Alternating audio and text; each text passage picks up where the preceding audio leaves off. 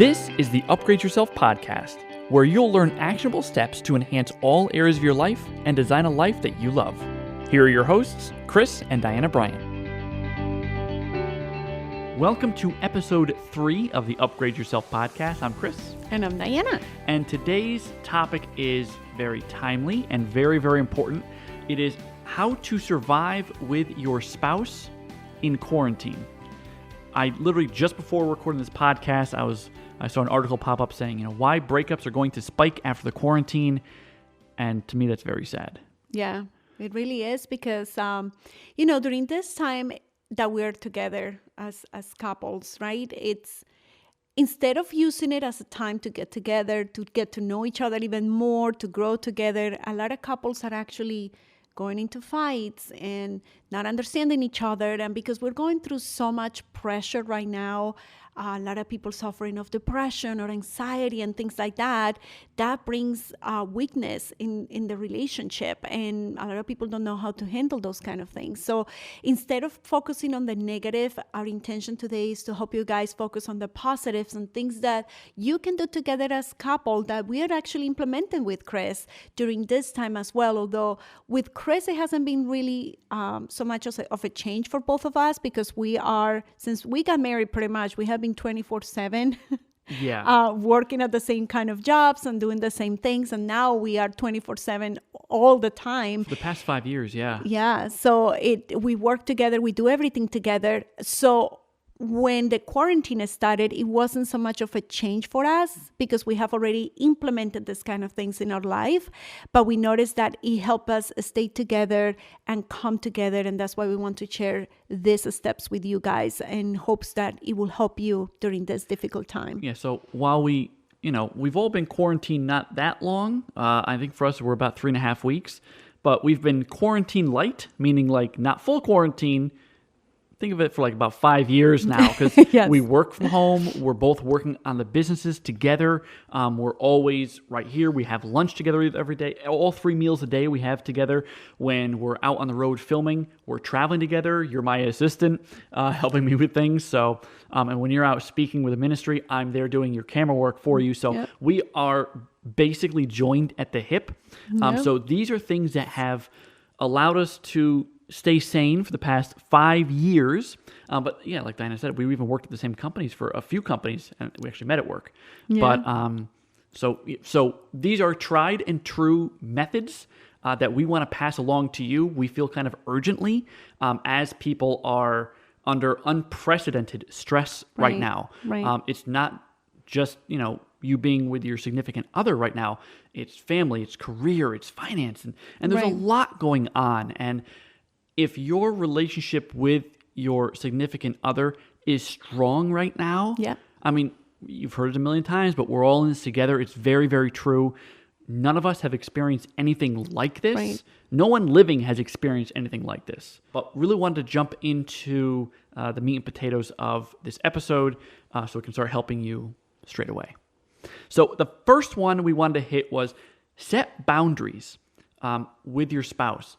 You have to have your own alone time as well. If you're living in a small apartment, it may be harder, especially like in cities. The common areas are probably closed. It's hard to go get fresh air without possibly running into someone. If you are like hardcore quarantine, you're like, listen, I don't want to see anybody. I don't want to run into anyone on the elevators, on the stairwell. We really got to stay in this apartment. It creates a lot of difficulty. And being literally side by side like this all the time, it's not healthy either. Even in a perfect relationship, you do need your own alone time to read, to watch an episode of something that you really enjoy, or just to stare at the wall and think about things and just be alone with your thoughts is very important. So if you have to schedule time to be alone and to have that time, it's very, very important. And also schedule time to be together that that, okay, hey, at the end of the workday today, we're going to hang out. And one thing that we've done forever is, we had that anyway, but every Friday night is date night. Depending on if things are happening, if we're traveling, maybe we might move that to Saturday, move it up a day or so, or down a day or so. But we stick to that religiously. So we have that to look forward to. And we know it's going to be just you and me time. It's going to be time for us. We're not going to talk about work.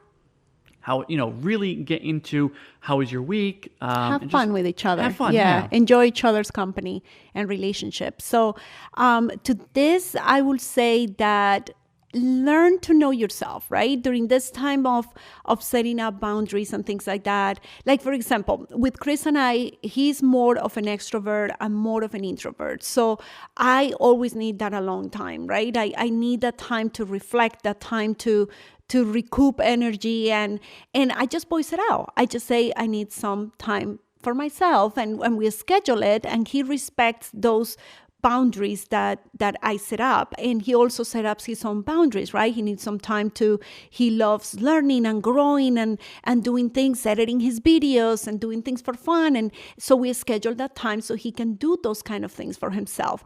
But it's not just setting up boundaries when it comes to just time together or time alone, but also boundaries on respect, right? If, for example, now that we're going through this stressful time, it's probably more difficult to be able to handle anger or handle certain attitudes. So if you are feeling at some point that you are offended by your spouse, or that person did something that didn't resonate with you, it's okay to voice it out. It's okay to sit down and say, hey, listen, let's talk this attitude that we have. And we do that constantly with Chris because we're humans. We make mistakes. I may do something that may upset him or vice versa, but we are conscious that we are in a relationship as grown-ups, and we can sit down and talk about those difficult topics. If you guys have to set up boundaries with your children as well. Have a certain time where they go to bed so you guys can spend some time together. Set up boundaries about everything in when it comes to your home. Yeah, and it's a different time than we've ever lived in before. Most people, they see their spouse in the morning, say goodbye, they go to work, they come back, and then they're without their spouse all day, and they see them at night. And that's not the case anymore. So, dynamics are completely turned on their head. So it's very, very important to schedule that. And don't be upset if your partner says, hey, I'd like to spend this afternoon by myself. It's not you. It really is the circumstances. There's so much going on. Right.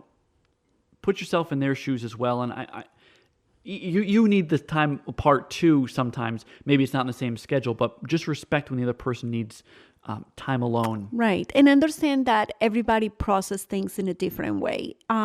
With Chris, we have been married for 15 years and we know each other for like 20. But I still every day find new things about Chris, right? And I even find new things about me because we continuously are growing. So understand that even though we are together and you are together with your spouse, that doesn't mean that you know that person 100%, because especially in this moment that everything is so new for everybody, you never know how the other person is going to react or what the other person needs to cope with this situation. So if the person is asking for something they never asked before, like having some time alone or spending more time with you or whatever it is, try to accommodate that to each other to help each other cope during this difficult time. You're not the only one who's going through something difficult. Your partner is going through that as well. So I think that leads us to point number 2, which is create routines. And I'm such a big fan of this, and Chris knows that. She is. Sure. And it's to create a morning and night routine. I'm a true believer. And, as I study psychology and life coaching, I understand how important it is for humans to have routines. We were built and created to have routines. The more routines you have in your life, the more your mind is like anticipating to your mind, to your body, what is going to happen. And then you're mentally prepared and ready to do whatever it is that you need to do. So by you setting up a morning routine, you are setting up for a successful day because you are starting your day right. And I always say that your day starts the night before. So if you start planning and you have a night routine, that means you're setting up yourself for success for the next day. So Chris and I have sat down together, and this is something we recommend that you do with your partner, and you sit down and you actually create a morning and a night routine. That includes your children as well. That includes anybody who is part of your household. We don't have kids, but we have 2 dogs. They have a morning and a night routine. They do. Because they can interfere with our things as well. So they go to bed at the same time. And if it's interesting because, and I know I'm getting a little bit off topic here, but it's so you guys understand how the brain works. It's interesting that even our dogs at certain time, I don't know if they have an internal clock or what it is, but Stevie knows. Stevie is our male canine. He knows exactly what time it is that we need to feed him. And he asks for that food around that time. It's crazy. It's like he has a watch. I'll be editing and all of a sudden I'll feel like his face on my lap. I look down. I'm like, oh, it's 5 o'clock on the dot. Yes, it's like he has an internal clock. And you guys who have pets and especially dogs, I don't know if cats are the same way, but they are hysterical when it comes to that. They have an internal clock and they let you know. So that goes to say that even in animals, they are wired that way as well, to have a routine. So by you creating that morning and night routine, you guys are setting up yourself for success. And it's also setting those boundaries basically, because when I know what to expect in the morning with Chris, we both come in knowing what to expect. Is like, okay, I know what Chris is doing during this time. I don't interrupt that, study time that he's having, or he doesn't interrupt my time. And we both are able to create it together in a way that it works for both of us. Yeah, and I was hesitant about the morning and night routines at the beginning. I'm like, that looks pretty structured. I just usually kind of got up and did my own thing. But let me tell you, I'm the biggest convert of this thing. It literally, and it's not an exaggeration, changed my life and our life. We're going to do a deep dive on morning and night routines in a future episode, but just very high level. It's what time do you get up? Get up at the same time every day. Mm-hmm. That's going to help you. It sounds silly, but get up at the same time every day. Go to bed at the same time every day, and Together. have a very good night's sleep. Yes. Yeah. Go to bed at the same time. Wake up at the same time. And a morning routine has things like make sure you get up, brush your teeth, take a shower, work in things that are important to you. Exercise. Yeah. If health have is some important. time to inspire yourself, to grow, some time of gratitude, things like that, having breakfast at the same time. So all those kind of things, like a good, healthy breakfast, all those kind of things really help us to have the right mindset for the rest of the day. Yep. And we're not going to go into too much detail, but that's kind of a Cliff Notes version of morning and night routines. The next step is communication. That is so critical. It's kind of extra important with Diana and myself. Diana is Colombian. I am American. She is a woman. I am a man. That is enough of a difference anyway. But she's also a couple years older. I can't say how many because then she'll... No, I don't care. I'm 5 years older than him. She's 5 years older. Sometimes women, it's dangerous, but she's older than I am. I'm a guy. She's a woman. She's Colombian. I'm American. Different continents we were brought up on. Yep. So we couldn't be much more different. Yep. We even speak different languages. Ay, Dios mío. Yo hablo un poquito español, pero no mucho. Ironically, going off track, in high school, I took Spanish. I had to take a language. I'm like, when am I ever going to need Spanish? And I live in Connecticut in this very, this rural area. When am I going to need Spanish? I don't even know any people from Mexico. And then I married a Colombian. So now I'm playing catch up on Duolingo. But anyway, but people who are are at an advantage compared to us, around the same age, both the same nationality, both the same type of cultural upbringing, right, both the same native language, you have it easier than us, and we've been able to make this work, right. But it's constant communication. Yes. And one very important thing is, especially during this time when people, it's like a powder keg, like when we're all really stressed out, it's very important to communicate that something's bothering you before you explode. Yep. Don't bottle it up until you're so upset that you just explode at the other person. That's not fair for either of you. It's not fair for you because you're keeping that inside, and it's not good. And it's not fair for the other person because they may not even realize they're doing anything that's bothering you until it's too late and their life is at stake here. Yeah. So, communicate and keep those lines of communication open at all times. Yes, absolutely. I would say the number one thing in order to have a successful relationship, and this can be with any relationship truly, it's communication. It's expressing yourself, expressing your thoughts, allowing the other person to listen. And I think we definitely need to do a podcast on communication because there is a complete language right there, right? It's not just speaking the same language when it comes to English or Spanish or whatever it is, but it's also speaking his language and my language, because we speak completely different. Guys think completely different than women, and they perceive things in a different way that we do. So it's important to work together to make sure we are understanding each other and we are on the same page and we're seeing the same things. So one of the main things to do while you're communicating with your partner is to make sure you stop for a moment and you listen.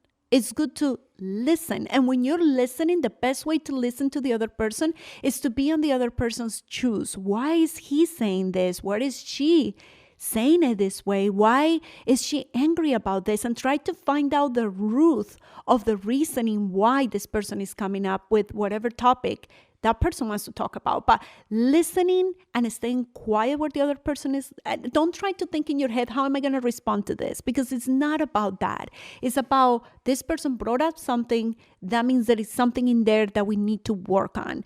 And listening and speaking is a complete thing that you have to learn to do when you're communicating with the other person. Yeah, and try to make that almost a daily thing if you can. Whenever anything's bothering you, let them know, or just always have that communication and be free and be like, listen, let's just have a frank conversation. Right. And something that we do is we've instituted monthly relationship meetings where it's like a date night, but it's a little bit more, there's more of a point to it. Intentional. Like there you go, the intention. I swear, English is my first language. But it's very intentional. We want to say, okay, what's been bothering you? If just in case there isn't anything that we had happen to voice out on a daily basis or a weekly basis, once a month we sit down and we have that meeting, and it's helped tremendously since then. We've also done marriage retreats, a few. Not that we're having issues, but it's good to go in for a tune-up. You bring your car in, not when it's falling apart and there's steam coming out from under the hood. You go and just have a tune-up, and then you realize maybe there are things that need to be tweaked you weren't even aware of. And that's where some of that communication came of it. Like as far as like how women see things and how men see things is just completely different. And seeing that, you understand more the other person. Right. And that's... Yeah. Another thing that I will add to the communication piece is to make sure you don't assume. Don't assume where the other person is thinking. Don't assume where the other person is feeling, because you are not that person. So always, and that's something we're doing with Chris and we're implementing lately, is to try to repeat what it is that he's trying to communicate to me, or vice versa. So I said, so what you're trying to say, or what, is this. And I say it in my own words, the way that I understood it. And you guys will be surprised that sometimes Chris says, no, that's not what I'm trying to say, or vice versa. And it's not a language issue because we both speak English. It's a man and woman thing. It's a man and woman thing, that he was hearing something different and I have to explain it in a way that he gets it, or vice versa. Just don't assume, because sometimes if you assume and you just want to rush the conversation and run and say, okay, he got it or I got it, and you didn't, that will bring issues later on. Mm-hmm. So as I said, we're going to have a whole podcast on communication because there is so much to learn about it. And but make sure you guys implement communication during these hard times. And that brings us to step number 4, and is to share responsibilities fairly. Make sure during this time, especially, that you guys are communicating what it is that is needed. As ladies, we want the guys to anticipate our needs, right? And that's something that we are all at fault of that. We want the guys, if they see us carrying different things, or we're, you guys are taking care of the kids and the kitchen and making breakfast and all this at the same time, and you see the guy sitting there with a phone, I don't know what it is, but it's hard for us to say, can you help me with this? And we just explode, right? We just get mad, and he's not cooperative and everything. But in my case, for example, I know Chris he's a gentleman. He sees me running and he always asks me, do you need help? There are days that he doesn't. He's distracted. He's doing something else. And those days, I don't remember the days that he has offered help. I remember at this precise moment that I'm so busy, he's not offering help. So at that moment is when we need to, before that happens, be able to communicate, be able to say, hey, listen, in the morning, I'm very overwhelmed with this, and this. Would you be able to help me with this and this? And assign to each other those responsibilities in a fairly way that you both are helping each other. Remember that marriage is a team. It's something that you do together. It's not the responsibility of the husband or the wife to make it work. It's the responsibility of both of us to make it work. Yeah, because routines, again, they're on their head right now because of what's happening. You're using things more frequently now than when you were at work all the time. So there are new chores maybe that have to get done, or maybe it's more frequent. Make sure that load is evenly distributed. And it translates to things like making the bed and doing the laundry, and you got to do laundry more often maybe, or maybe less because you're in your pajamas all the time. I don't know. But there's more things that have to get done, different things. So communicate and then figure out, okay, chores. I don't mind doing the bathrooms. I've been doing the bathrooms since I was like a preteen. That was like one of my chores as a kid. So I can do that in my sleep. I don't mind doing it. I'm going to take care of the bathrooms. Okay, the dishes. I know to help you in the morning as far as putting it and loading it in the dishwasher and unloading it. You'll do kind of the heavier duty stuff that needs to get done, the big pans and stuff. But we have a system. Right. We've become like a very well-oiled machine. Again, This is from half a decade of being literally working on it. Another thing that I was going to mention as far as this is I know a lot of you guys are homeschooling your kids. So that's another responsibility that you guys can discuss. Who's going to be teaching what, or, who's going to be taking the responsibility on this, but talk before you guys are actually doing this stuff, in order for a machine to work, you have to pre-program it, right? And if you think of a marriage as a machine, pre-program yourself to make things work.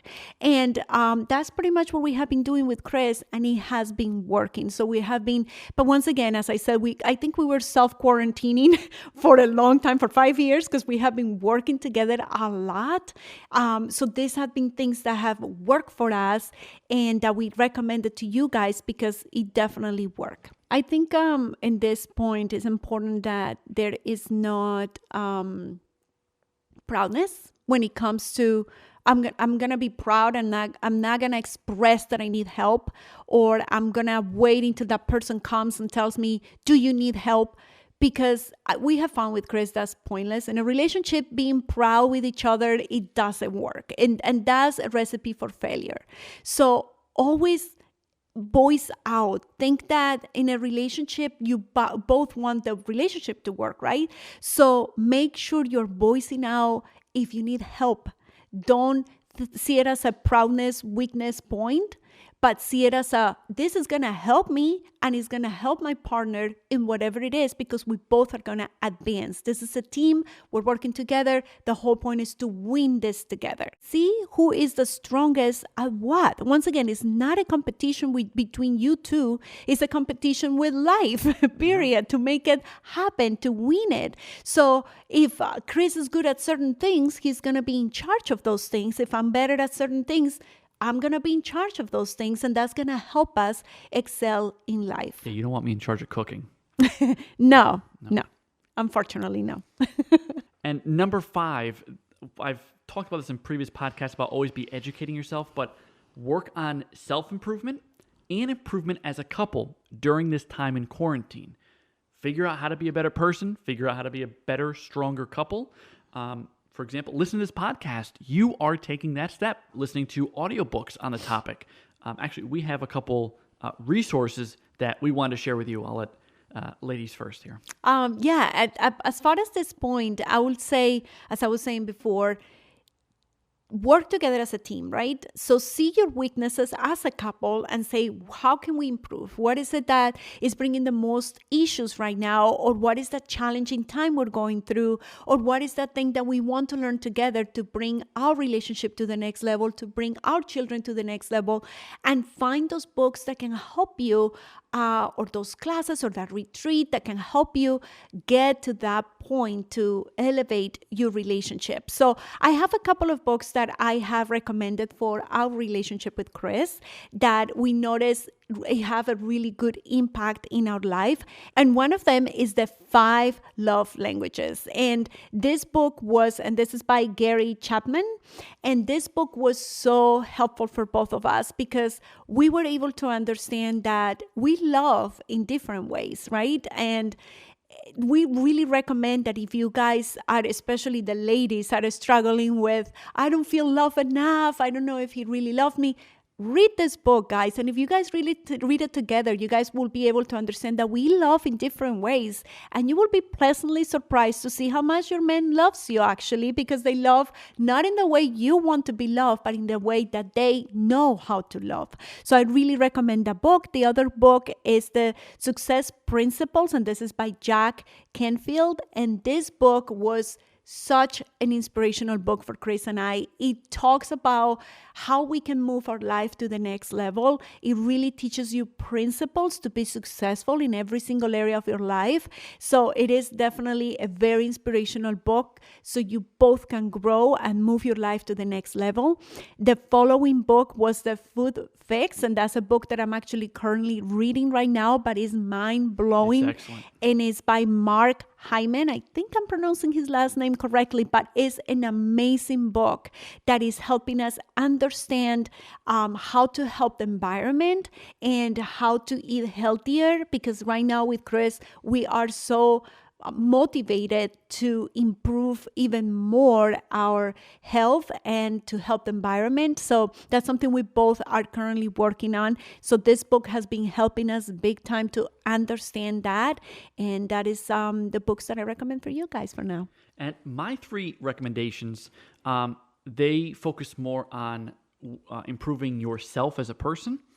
You can also think of it with the mindset of going into it like improving yourself on a relationship standpoint. But the first one is Linchpin by Seth Godin, which was fantastic. Mm-hmm. It's particularly powerful for people who, you work a 9-to-5, you work at a company, and you want to make sure that you are indispensable to that company. And the ripple effect of becoming indispensable to becoming a linchpin of the organization is tremendous. If you want to be climbing the ladder of success at your company, you really owe it to yourself to read Linchpin or grab it as an audiobook as well. The next one is The 4-Hour Work Week by Tim Ferriss. It's an amazing book. It really has you take a look at things differently. The point is to be as efficient as possible with your time, with your resources, to become an expert in things in the least amount of time. His story is pretty incredible. So really recommend The 4-Hour Work Week by Tim Ferriss. And the last one is an oldie but goodie. This is How to Win Friends and Influence People by Dale Carnegie. I love the book. This should be required reading for everybody. Yeah, it's I know. incredible. And this was written like the late 30s, early 40s by Dale Carnegie. It's such a fantastic book. The information transcends time. And that's phenomenal if you're an entrepreneur, if you are not, if you are just starting out, if you're a new parent, if you're anything. And we're going to have links to these books in the show notes. Now we're going to be giving your actionable steps for you. And there's also a recap because we're going over these. The steps that we just outlined, we want you to follow. This is probably the most important episode we've put out just because it's so critical right now. People's relationships, even if you went into quarantine with like the most perfect relationship, it's being strained in ways it never has been before. So it's very, very important that you start working on these items. Number 1 is set boundaries for alone time, for together time, boundaries in general that everyone's happy with. Right. The second point is to create routines. Make sure you sit down with your partner and you guys evaluate how your morning is starting, how your day is ending, prepare for the next day. Make sure you guys are in agreement of what that morning and night routine is going to look like. Step 3 is communicate all the time. When something's starting to bother you, communicate and, hold meetings, whether it's weekly or monthly, to make sure you have that open dialogue. Right. And the next point is share responsibilities fairly. Make sure you are communicating what it is that you need, what it is that you're expecting to each other, set boundaries when it comes to responsibilities, and help each other. Remember, you guys are a team and you guys can win it together. Yeah, and step 5 is work on self-improvement and improving yourself as a couple. If you can, download the book on Audible and you both sit there, and we're doing that sometimes with our books too, where we're both sitting there listening to the same book, same thing at the same time. Sometimes because we're geeks like this, with our iPads out, taking notes, we're comparing the notes, and really your relationship will benefit as a result. And something I just wanted to say too is, when this quarantine is lifted and life goes back to normal, nothing is going to be able to split you guys up. Like any relationship you have, after surviving this is a worst case scenario. You're literally in a box together for extended periods of time. But that's actually a good thing. That's a good thing. I see it as an opportunity to make the relationship better, to work on things. This is a chance to work on things that we have not been able to work on before. So it wasn't until Chris and I were locked into the house, working together 24/7, glued to the hip, as Chris says, that we weren't able to actually come up with things like this and work in our relationship. So see it as a positive thing and start working towards it, and make it stronger. Keep up with it even after the quarantine. These are good tips to keep just to maintain a healthy relationship. Yep, you hit the nail on the head. And I want you to look at this quarantine and this situation that you're in, look it right in the face and say, challenge accepted, and really knock out of the park.